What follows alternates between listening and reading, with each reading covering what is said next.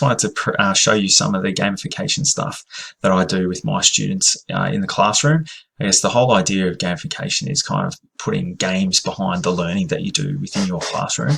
And for me, I just want to create games that you can play in any kind of lesson or classroom. So it doesn't matter if you're a specialist teacher or a classroom teacher.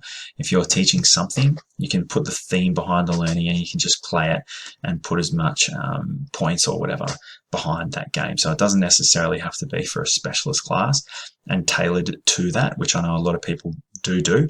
But my games are just purely, here's the theme. You can play it with, if you're a classroom teacher, a specialist teacher, you can just make a lesson worth a certain amount of points and it'll work within this game, particularly the Imaginators. So yeah, give it a go. It's awesome. It's one of the coolest things that I reckon I've ever done. It's really changed my teaching and it's brought fun back into the classroom, which I reckon is the most important thing that sometimes we forget when we are teaching a lot of the time. And quickly, the other thing I wanted to say about the Imaginators is that you can play it two ways. You can firstly play it without going fully digital, which works a lot with one-to-one iPads and things like that. You can just play the theme behind it. You don't have to, you could print off cards and make it real kind of hands-on. But if you want to play the digital version, which I reckon has increased the engagement level really highly, then you can sort of follow this video and it'll give you a good overview of how it all works. But if you don't have the access to technology, don't worry about it. You can still play games like this one. And if you have a look at this one, probably best to have a bit of a look through. And if you don't want to play it, create your own. Like, it's so easy to create your own theme in gamification if you've got a bit of an idea already or you like something. It's really easy to do. So have a look at this video, see how you go. Hit me up with any questions if you have any, and good luck. So in the world of the Imaginators, kids become secret agents and they are tasked with completing challenges and missions that reward them with XP. And that XP goes towards fighting these bad guys called the Pretenders, who are stealing everyone's imaginations, in short. So at the top here, if you wanted to read through this, it gives you a bit more of a background on everything and what the theme of the game is. The factions is where the students can choose a side. So within the game, they can choose 4 different teams, where the robots, the animals, the aliens, and the monsters. And each team kind of has a different philosophy about what they're kind of into, and that might resonate with your students differently. A big part of the game is having a sidekick. So initially a sidekick for me was something like a puppet or a teddy bear, something that the kids might have, or you might have yourself at home that you can bring in. So it's like a bridge between your real world and a fictional world. So your sidekick operates within the world of McGowie and you operate in the real world, and it kind of brings together two, if that makes sense. But the sidekick can just be something digitally, getting kids to go to some websites that create avatars and whatnot. XP is what the students create. It's a bit of basically this power of imagination that powers all the creatures and sidekicks that you can get in the world.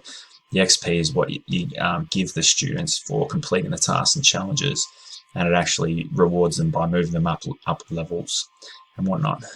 When you're ready to join the agency, this is where the game gets a little bit complicated. So that's just a kind of a bit of an overview of the theme of the Imaginators.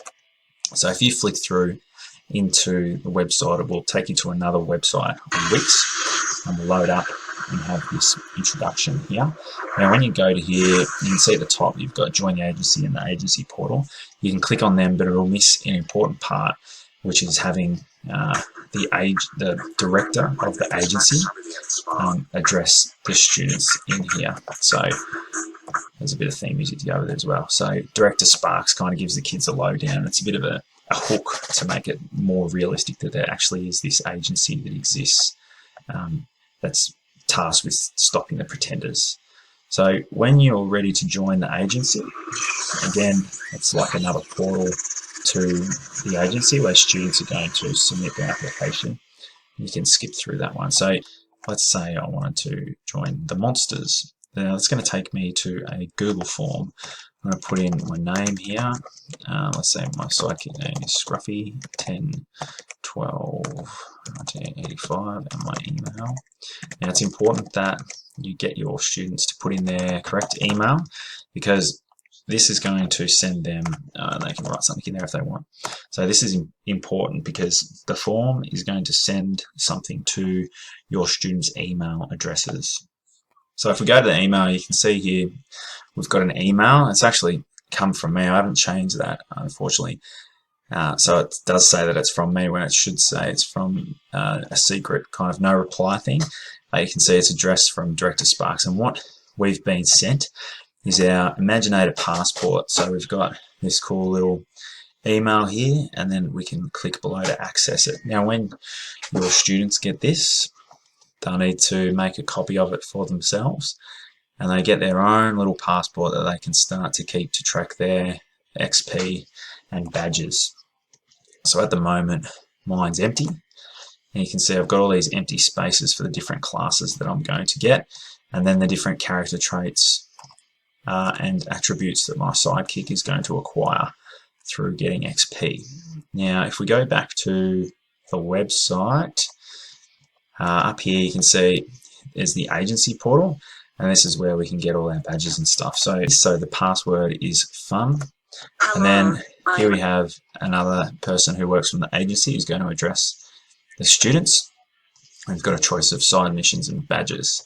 So the badges and the different levels, you can have a flick through, but basically the students can't get a badge until they get a secret password off you, the teacher. So when they click on, so let's say that you've created a lesson where they get 200 XP, or a couple of lessons where they finally earn different XP and get to 200. When they put in their name and email again, they need a secret passcode. So the reason why the passcode is there, it's not like the one where we signed up before where you just get something sent to your email. This one is to kind of stop kids from cheating and to make sure that they can track their own score. So the passcode, if they put it in correctly, they'll get the email sent. And AutoCrad is set up on the Google Sheet linked to this form, and it's got a trigger where the passcode has to be right, otherwise the email won't get sent. So I've put in the passcode and it's gone through, and now I just need to wait patiently for a email to come back through to my inbox. Now this is really cool doing it this way because I think it just adds another level of engagement for the students. So not only are they involved in the game, but they're starting to get all these emails and correspondence from the agency. So it kind of up levels the engagement factor by making it more real. You can see we've got another email from the agency, and here is a copy of my badge and my different badges for attributes, character traits, or I should say, for my sidekick. So the best way to get your kids to put this into their own slide deck is to just take a print screen grab of the email, and then they can just paste it in here, crop it down. It's a good skill for their students to learn as well. They can do it on their iPads, but it's probably easy to be doing it on the desktop, and they can just move it in like here, and then we've got evidence that, or they've got evidence that they've actually acquired that thing.